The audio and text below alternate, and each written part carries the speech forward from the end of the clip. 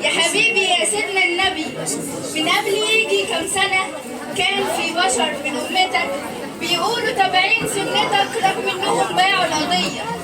واللي أعرفه واللي فهمته في الصغر واللي قريته في السير إن أنت يا سيد البشر كانت رسالة دعوتك العدل والحرية.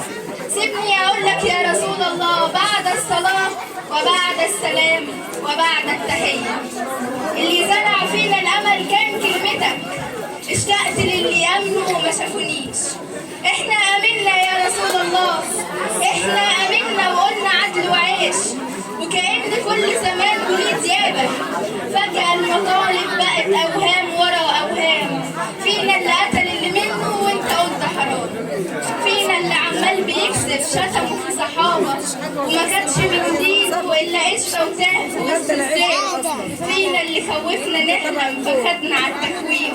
إبليس بيعمل كده، إبليس بيعمل كده، مش قلت إنه ضعيف، مش قلت كده الشيطان مفروض لازم يخسر. اشتقت لينا واحنا اشتقنا ليك اكتر، اشتقنا للراحة على بابك وبعتنا ارواح شهداء منا دول احبابك، خدهم امانة في رحابك يا رسول الله.